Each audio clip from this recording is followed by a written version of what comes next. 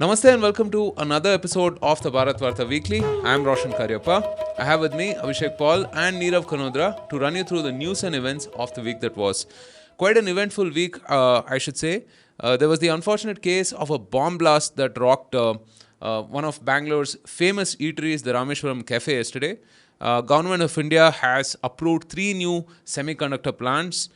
Prime Minister Modi announced India's first astronauts for ISRO's Gaganyaan mission, and the India GDP growth numbers were out, and at 8.4%. That's again very optimistic. We'll also talk about the progress that we've made on the elimination of extreme poverty. And then finally, we'll talk about the inauguration of a defense airstrip in Mauritius's Agalega Island.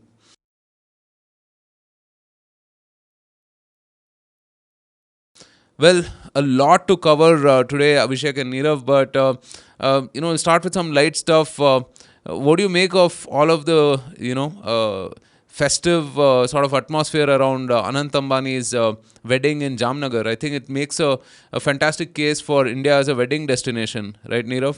Just one thing is, I'm whatever Ambani is spending, and people call it like an obscene amount of money. It's a smaller percentage of their wealth compared to what average Indians do. So I think it's a big event in their life, and they want to do a party. That's great. They're doing it in India. That's fantastic. They're doing it in Jamnagar, where they've invested a lot. And my paternal side of my family is from Jamnagar, and I'm really thrilled about it. That they're doing it to, which is, you could call it a tier three city otherwise, right? So that is fantastic for that domestic economy, and it is getting people who's who of the world is coming to Jamnagar, and it's on the map. So I think it's fantastic, and I think if they are spending money, it is their money. It's all good. It's okay, and also, like, you're spending it within the country. This expense is somebody else's income. So absolutely, as in, Yeah, it's a exactly. fantastic thing. They're also highlighting their whole other initiatives that they've done. They've created a whole forest out there because they've desalination plants. They've like desalinated water for their refinery, but that they've like kind of built like a small forest with a sanctuary for like wild animals as well. So I think that's also something which is quite good. And I think people are like, we are still stuck in that ostentatious mindset, is like to be frowned upon, etc. But we worship goddess Lakshmi. We also worship goddess Saraswati. So I think nothing wrong in it. Nothing wrong in it. And I'm actually delighted. So Yeah. yeah, good on them. Wish Anant Ambani like a great life. Yeah, and his wife Radhika Mulchan. Yeah, you'd rather that they spend the money, right? I mean, as you mentioned, there's a whole industry around it, and they're spending it locally, not on some, fancy financial instruments that are like, whatever's around them, right? So yeah, fantastic stuff. And I've also been really impressed by Anant Ambani's interviews. I mean, the guy comes across as a really sorted chap, very sweet actually. Yeah, surely, I mean, has done a Mr. Ambani has done a great job bringing up his sons. I would say, right, sons and daughter. I would say. Abhishek, did you catch Rahul Gandhi's remarks on artificial intelligence, and how mind blown were you by that? The United States attacks Iraq. Okay? So the game is about bringing unconnected networks together. Samajwadi Party network joined with Congress network. Earlier that network was like this, now the network is suddenly lined up together. These networks are not only physical networks, right? So there are caste networks in India. There are business networks in India. There are agricultural networks in India. So that to me is an interesting way to think about it. Yeah, pretty mind blown, I think. What I wanted was some folks, some American military folks, to actually listen to it as well, in terms of how soon they won Iraq and then how soon they also lost Iraq in that explanation. So, Yeah, I mean, it kind of reminded me of some of these Viva questions, right? I mean, where you just so prep what you he prep and then wanted to go and talk like about say what you. Congress and Samajwadi Party alliance in UP. So he, started with AI, went to Iraq, and then talked about some networks, and then finally talked about caste, and then state politics, right, in 3 minutes. Yeah. Yeah, exactly. I mean, even if somebody asked me to summarize what he said, I can't really summarize that. Right? It's the sheer genius of the man, I should say. Right. All right. Let's move on to the news. On Friday, one of Bengaluru's famous eateries, the Rameshwaram Cafe in Whitefield, was rocked by a low-intensity bomb blast around 1 p.m. The blast left 4 people severely injured and 10 more mildly injured. Among those severely injured were 3 employees of the cafe and one customer. Investigation has revealed that an individual who was caught on CCTV cameras left an unmarked plastic bag with an IED or an improvised explosive device at the location. This has started off quite the political drama. Karnataka Chief Minister Mr. Siddaramaiah has stated that the investigation is in full swing and that accused will be brought to justice. The opposition, however, has demanded his resignation, arguing that the government's carelessness has put public safety in danger. Well, as a Bangalore resident, this was certainly alarming, I would say. And, I was just mentioning this to Abhishek before we started recording that it kind of harked back memories of the 2009 or 2010 kind of an era, right? Where such an occurrence was almost periodic, right? I mean, blasts at a mall or a blast at a market or a train and so on and so forth. I often reference RVS Mani's book on Hindu terror, which has like very academically noted all of these incidents, right? It's also amazing that this is something that hasn't happened in such a long time that it's massive news. It's national news right now. Yeah, terrible, and I'm not a big fan of the politicking that's happening on both sides. Right? Well, the Congress folks called it a possible case of a business rivalry. Right? Rameshwaram is, of course, one of the most successful eateries here. Right? The BJP again, asking for the chief minister to resign or suspecting something more than what the investigation has so far revealed is not really helpful as well. So overall, I just hope that investigation happens and if required, maybe the central agencies step in and help us fill in the gaps. What do you think, Abhishek? Yeah, as you said, this kind of takes you back to like 15, 20 years, right? When these kinds of incidents were pretty common in Indian cities for a period of years. So, yeah, I think quite unfortunate that it has sort of started again, or at least you hope it will be a one-off and not a recurring pattern in the days and months to come. So, as you said, like the target is one of, or probably right now, Bangalore's most popular Darshani style eatery, right? Crowded lunchtime Friday afternoon was probably a sort of smart target, although that place is like always full. So, I mean, potentially someone can target it anytime, right? But yeah, I think at least within the first, we are like about just under 24 hours from the incident now. So far, what we know is that this was not a cylinder blast or anything to do with the restaurant per se. It is an improvised explosive device which was brought in by a customer, sort of, and kept near the wash basin and then triggered using a mobile detonator. It seems. Indian Express carries a report where they have spoken to police sources, and police sources tell that this there are many similarities in the device used here and the ones linked in the explosion in Mangalore a couple of years ago in 2022, where there was an ISIS module operating in Mangalore, and what happened is one of those guys accidentally sort of triggered it before time, right? And he got hurt himself, basically. before he could plant the bomb and do the terror activity. So he kind of got the device exploded in an auto rickshaw which he was going to the spot, right? So the Indian Express report talks about the similarities between the two, but also there are probably some differences. So it's probably too early to say if it is the same group of folks or a totally new group or something else, right? So we'll have to wait and watch how the police investigation goes, and hopefully, if required, the central agencies will come in, like the NIA, etc. I mean, they've all also obviously reached the spot, right, to investigate as well. So yeah, let's see. Hopefully, the culprit is caught soon and brought to justice. Yeah, the last incident that I remember from Bangalore was in 2005, where there was a shootout in around IISc, right? And sadly, a professor was killed, and some four people were injured. All right, moving on to some positive news.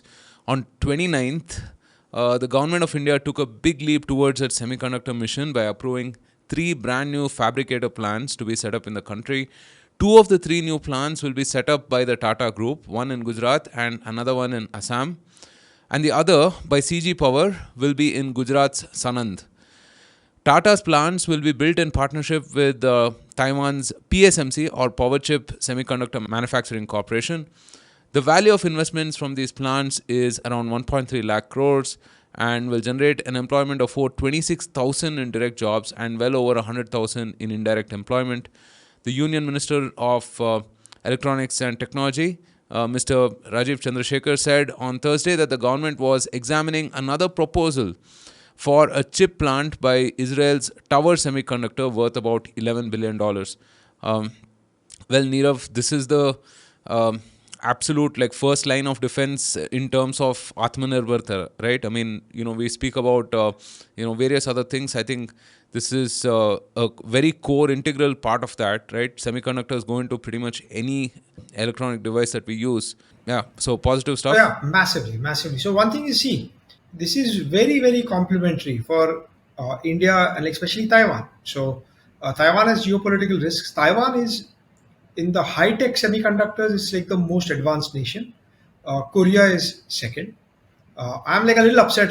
Israel is also there, much more in design, but they are also good in manufacturing.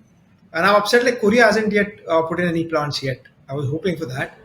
Maybe we'll see something soon. But see, there's a whole supply chain. Semiconductors are pretty critical. They go in everything from planes to our mobile phones to televisions, washing machines. Everything is getting a lot more smarter. With use of AI, we're going to need a lot of electronics hardware. India is done fantastically in software, but all the electronics engineers, I know very few people who are actually in the electronics field. Electrical engineers, even civil engineers, everybody's in software. We've had one domain which is very strong, but other domain is not present at all. Our homegrown electronics companies like Onida, Videocon, etc., have kind of withered away, sadly.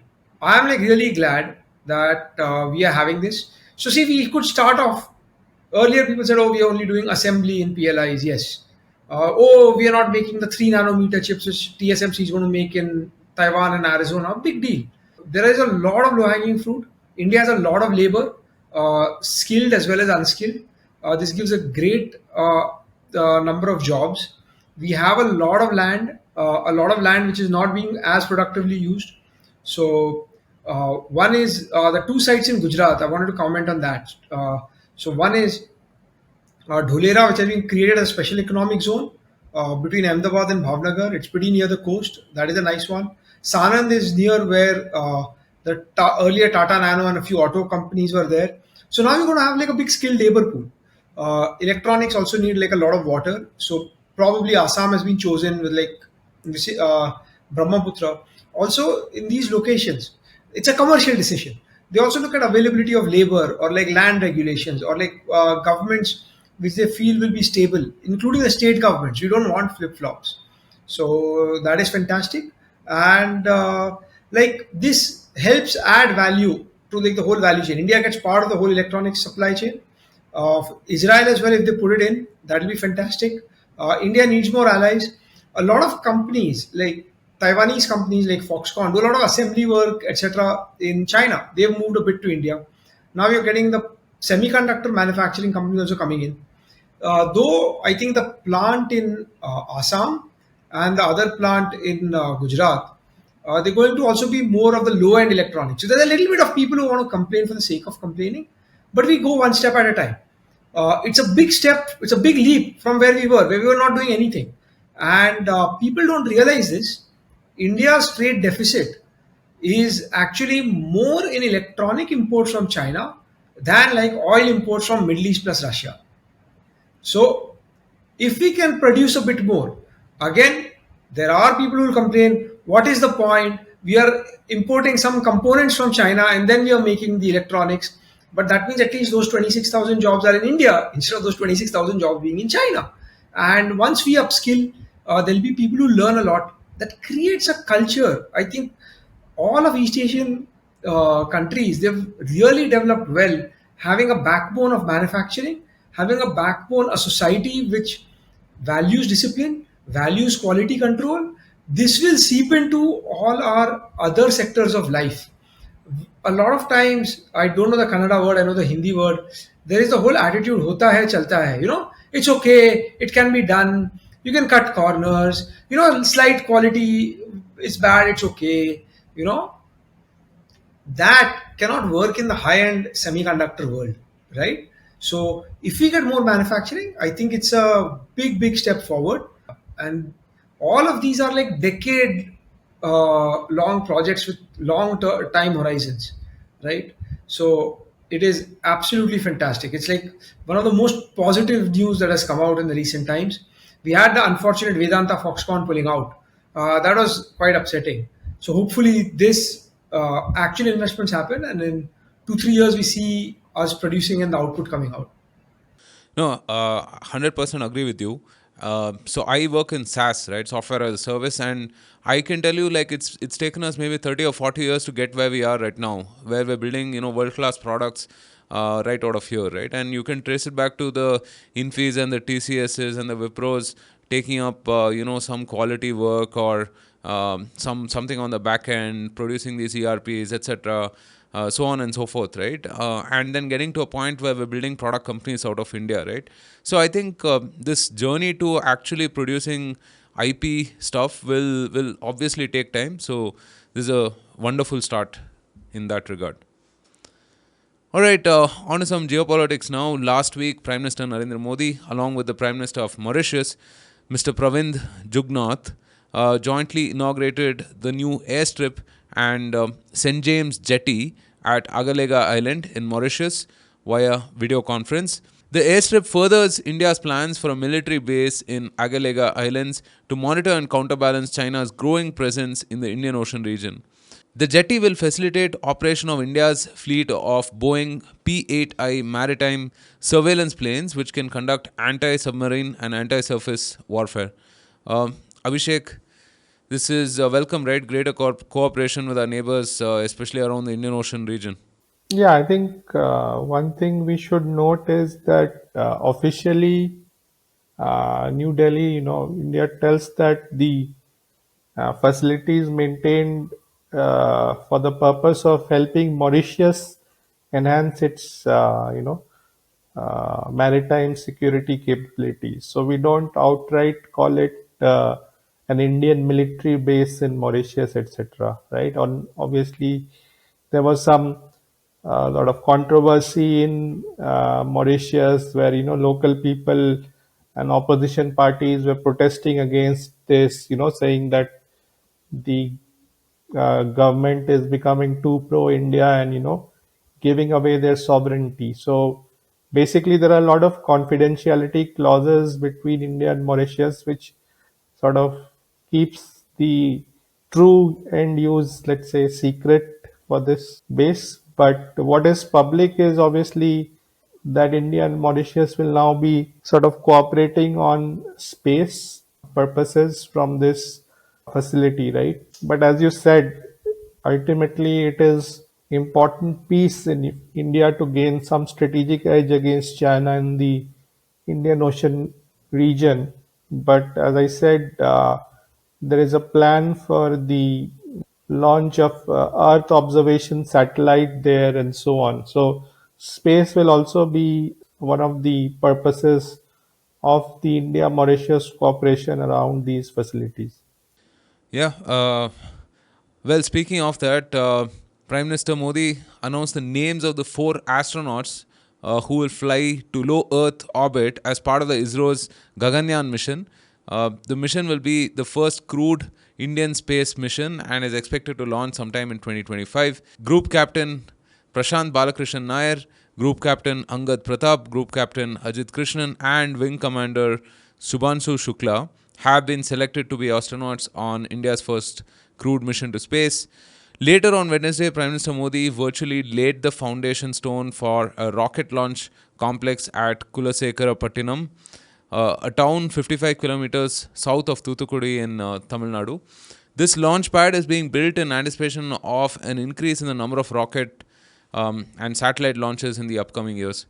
Nirav, now I've actually stuck my neck out and I've said that this whole industrial space stuff, right, is going to become really important in the next 5-10 years, right? Obviously, I mean, if you've seen the cost to launch stuff in orbit, I think it's coming down progressively. And of course, there are reusable vehicles as well that we have right now. Both SpaceX and I think even Blue Origin has tested that. And a bunch of space startups right now in India working with ISRO and the Indian Space Association and so on, right? So I've had, I've spoken to folks from Pixel, then there's Agnikul, and a bunch of really smart kids working on this stuff. So what is exciting to you in this? Yeah, so I think the first Indian to go in space was Rakesh Sharma in 1984. So this announcement comes like 40 years later. But mind you, he went on a Russian spacecraft launched from then USSR, Soviet Union, to like their space station, and then he came back. And that's when he said that Sare jahan se acha Hindustan hamara. And there's a lot of propaganda about it. Yes, an Indian went to space. The difference is in Gaganyaan, it is India's space mission, which is going to low Earth orbit. This is like a massive, to use Neil Armstrong's thing again, like a small step for man, but a giant leap for mankind. So, like, this is a giant leap for India. That it is, see, India has already made its name in launching satellites. ISRO has done it very commercially for a lot of people. There are a lot of space startups, and now they can use this. You see, the private sector is getting into space, even like Blue Origin and SpaceX in the US, where Jeff Bezos and Elon Musk are involved. I think more and more of these things will come in. There's like internet, Starlink, etc. So obviously there's a lot of stuff to be done. India has sent the Chandrayaan, which is sending the probe to the south pole of the moon. And we had Chandrayaan 1, which failed, Chandrayaan 2. So that's also fantastic. And this Gaganyaan is about 4 Indian astronauts. So all of them are from the Air Force. And that's obviously you have the relative skill sets and the training. They are being trained in Russia, in Glasgow, and at their space facilities. Obviously, USA and Russia are like leaders in space. But India is in that club. India is right up there. And it is going to be, Gaganyaan will be India sending its people to space. There's a huge difference. Again, like I saw, like sadly on Twitter, a lot of like negativity. People are like complaining and saying, "Oh, this was done 40 years ago. What's the big deal?" But I'm saying this is the big deal. That there is going to be like the Vikas engine. I don't know if you've seen Rocket Boys, and I don't know if you've seen Rocketry, where actually the Vikas engine was developed by ISRO and actually stands for Vikram Sarabhai, Vikram A. Sarabhai. Right? So I think this is a very big achievement, and we need to celebrate it. And again, this is a start. We will see more and more investments in it. And as we can show that we can do things at a low cost, we can send people to space and come back. Maybe we can have a lot of launches helping other astronauts go to space stations and then come back. This is, mind you, this is only up to low orbit. This is the first one. We are going to low orbit space and then come back. I think they'll go into space, orbit around the Earth, and then come back. But maybe we can go to the International Space Station. We can have Indian astronauts working there, Indian scientists, etc., working there, doing research, and then coming back. And I think so. There is a lot of positive stuff around this, and I am super glad. And every Indian should be proud. And young kids watching, if you really want to be an astronaut, is you need to first get into the Air Force, and guys and girls, mind you. So this is something very amazing. Yeah, absolutely. Absolutely. I mean, it kind of reflects our hopes and aspirations also for, a fantastic tomorrow, right? I mean, certainly, I would say. Well, speaking of last week, the results of India's GDP growth rate in Q3 of 23-24 were announced. The country's performance beat expectations with an impressive rate of 8.4% against an expected 6.6%. Critics, however, have accused the country of fudging numbers and using weak models to assess the performance. On a related note, the World Poverty Clock's updates showed that India has completely eliminated extreme poverty in the country. That's fantastic. Various ministers and government bodies have talked of plans to completely eliminate all forms of poverty in the country before the end of the decade. Nirav, I think we always have these GDP numbers being contested often, right? But one thing is that progressively we are seeing that momentum return, right? Yeah. So one thing, if people are like doing real nitpicking, I can add to it that 8.4% is also due to like a lower subsidy bill, which was spent because oil prices came down versus like the previous year when the Ukraine war was like a little bit on the peak, etc. So there is some sort of like base effect kind of an effect, and optically it looks very good, and that's good. I'm saying, see, one is however bad India's statistical agencies and the process, etc., is, it is consistent, right? So, so that is one number which I say, okay, fine. The previous number is also not inaccurate. This is also inaccurate. So there could be some noise, but you can look at the trajectory. Two, if you look at gross value added, it is closer to 7.5%, as I have said, because the lower subsidy bill, etc. So that number year on year kind of bounces up 8.4. So yes, in the future, maybe what pace India's economy is going through is probably going to be around 7.5% or more. And in the next quarter, the government's expectation in the current quarter, so from January to March, was about 7.3. They themselves have revised it up to 7.6. So you can say, oh, is 8.4%? Oh, it's wrong or it's something. There is some adjustment, but that is fine.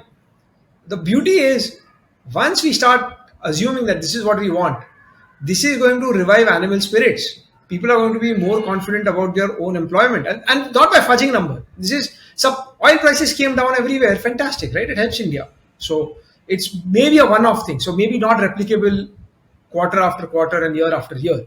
Because if you look at like gross value added, looks at volume versus like the price, etc. What do you make of Harsh's opinion that India is not spending as much on capex as we should, right? I mean, okay, agreed. So I think government has done the heavy lifting. They've spent on infrastructure. They've done a lot of capex. Private sector. So, like if you take a step back, and then I'll come to the consumption survey and removing poverty. So if you take one step back, where we were in the great financial crisis in 2008, a lot of companies were over levered. Kingfisher took a lot of debt. Tata Group took a lot of debt to buy like Jaguar, Land Rover, and like Chorus Steel, etc. And there were like a lot of companies that over levered, overextended. There was a big shock. The government spent too much money and like gave money in the cash, spent on consumption, rural consumption, NREGA programs, etc. instead of actual investments. So companies were over levered, banks were over levered. There are a lot of NPAs. We had like the last default which happened. You had Yes Bank kind of go belly up. You had ILNFS go belly up in 2018. Yes Bank was 2019, and it's taken a decade for all those problems, and now we are coming out of it. So all the corporates are a bit scarred before. So yes. So now when you see the 8.4% GDP, you want shareholders to ask companies, why are you not investing more? Company CEOs or family owned businesses, everybody has to feel the animal spirits revive again. They've had some scar tissue. Banks should be confident. Lending is a risky business. What if the project doesn't work well? But earlier there was phone banking. Oh, you call this, give this guy a loan because the politician says so. Banks have to have the fear of missing out. Oh, if I don't lend, another bank will, they will make more profits, etc., etc. So this will be revived. Maybe after the election, we might see that, because still elections, always there's political uncertainty. What happens if some government changes? So you will see that. This does revive it. I would say this number is not fudged. There is, optically, it looks higher because of lower oil prices. This is a fact. So that is something. But I would say the trajectory has gone up. For me, I think I said this earlier on the podcast before. You have to look at like real world indicators. So we get good data, monthly GST collection. That gives you, if GST, whatever year on year, whatever the growth is, that gives you how much output has increased in the segments which are like taxed, consumption part of the economy. And that is real GDP plus our inflation. So nominal GDP should be 11-12%. If you have 4-5% inflation, 7.5 to 8% growth, so we should be.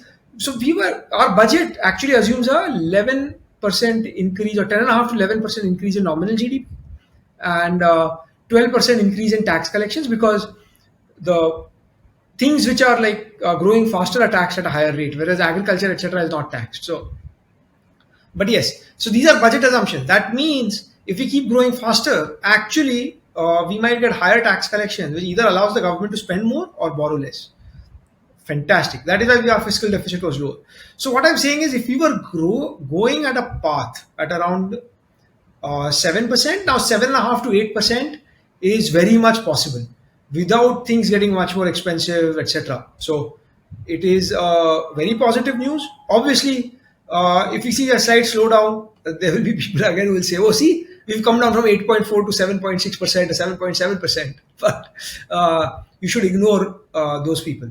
So that is a very good positive thing. And already India is like running fast. Stock market's doing well. You will be saying, oh, like some people, some section of society feeling left out. But if all of these people invest more, you will see more job creation and like wealth percolate across every level.